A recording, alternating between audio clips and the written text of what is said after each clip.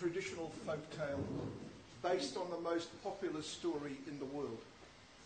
For the people of the world, their most popular story always has been, is now, and forever shall be the story of Cinderella. I don't know why they have made that choice, but that is their judgment. This particular variation of the hundreds of variations of the Cinderella story around the world was collected in the 1850s by a gentleman by the name of the Reverend Silas T. Rand. He lived with the Algonquin language group. He took down the stories exactly as they were told by the Indian medicine man, the shaman, or the chief. And he would gather his people around him when outside the wolves were howling and the campfire was raging. And he would tell his people this most beautiful story of the Algonquin Indian Cinderella.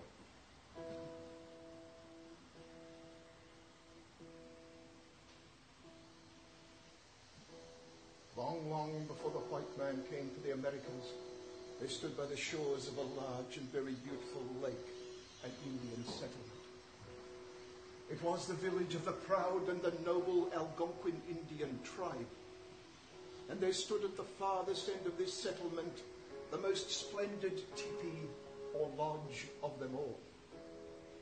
And there dwelt within a being whom the people knew only as the Invisible One. And it was said that he was wise, beautiful, and powerful above all men. And the people said that any Indian maiden who might see the Invisible One, she would then have the opportunity to marry him. The Invisible One also had a sister. It was she who attended to all of his needs. It was she who carried out the test of sight. And any prospective Indian maiden who might try her fortune to see the Invisible One. And the test of sight was done in the following way. In the twilight time, the sister would walk by the lake shore with the maiden. And when she saw her brother coming home from the hunt, she would turn to the maiden and she would say to her, "Do you see my brother?" And the answer usually was, "Yes, I do," when in truth she had not. Then she would say to the maiden, "What is his sled cord?" or "What is his bowstring?" And again the answer usually was, "Oh, a piece of rawhide or a green flexible branch," or some answer of this kind. But the sister always knew when the truth had not been spoken. Now there lived also in this very same village an old man. He was a widower. He had 3 daughters. The very youngest of his daughters was small, frail, and puny.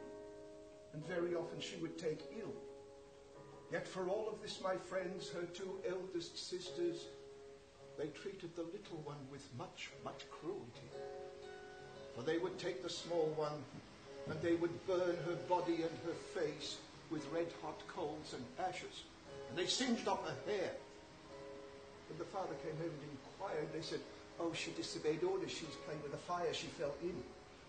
And the little one became covered in great ugly scars and scabs from this treatment. When she walked through the streets of the village, her people would turn their faces away. And they named her Asqua, the rough-faced girl. It was the next spring that the 2 eldest sisters, they decided to try their fortune to see the Invisible One. And so they dressed themselves up in their finest garments. They adorned themselves and tried to look as pretty as they could. And soon they journeyed down by the lake shore with the sister of the Invisible One. When the time was nigh, she turned to them and she said, "Do you see my brother?" They at once said, "Yes, of course we do." She then said, "What is his sled called?" They at once said, "Piece of rawhide." And of course they had lied like all the others, and for their pains they received nothing. It was the next afternoon that little Asqua, she too decided to try her fortune. And so in her bare feet and dressed only in her tattered rags, she journeyed out into the forest. And there she gathered for herself some sheets of birch bark. Out of these she fashioned a dress of sorts. And when the dress was made, she drew markings on the dress for decoration in the style of long ago. And then she made for herself a cap, some leggings, and a kerchief. When she arrived back home, she put on a pair of her father's large, worn-out old moccasins that were far too big for her, and in this way she set out for the water's edge. But my friends, she did not start out well at all.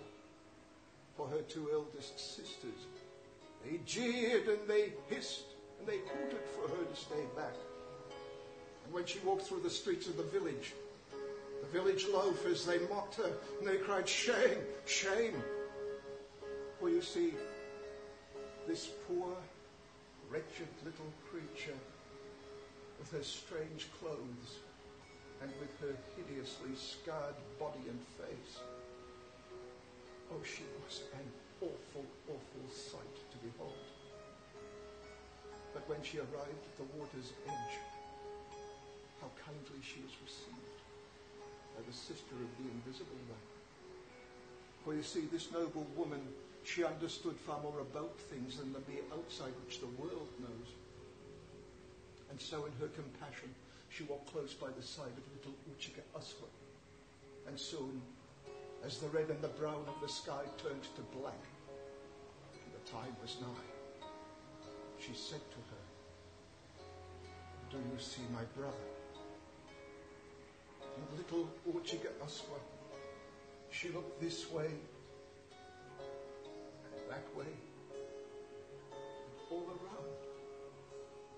And then she said, the sister was amazed, for the truth had been spoken. And now she spoke again. And now she said, "Do you see him?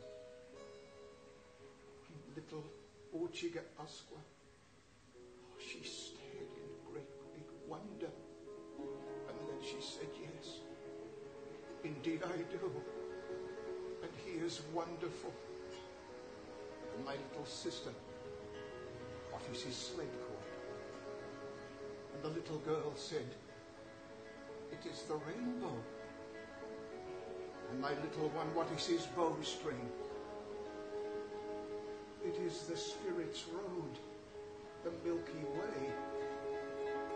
Oh, how she embraced the little one, and she smiled and said, "So indeed, my dear, you have seen him." Then she took little Uchika Aswa back home, and there she bathed the little girl all over. As she was bathed, all of those terrible, ugly scars began to fade and fade and fade, and they were gone.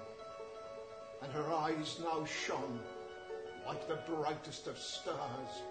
Her skin glowed with an unearthly beauty, and when her hair was combed, it grew long again, and black as the blackbird's wing, for in all of the world there was no other such beauty. And then the lady went to her treasure store. She took out the wedding garment. She dressed little Uchiga Aswa, and she adorned her. When this was done, she bade her to take the seat of the wife in the wigwam. And in that moment, the Invisible One entered, and he was terrible and beautiful, and he smiled and said, "So, my sister, we have been found out." And she smiled between her tears and said, "Yes, indeed, my brother, it is true." And so it was that little Uchiga Aswa, she became the radiant and the beautiful bride of the Invisible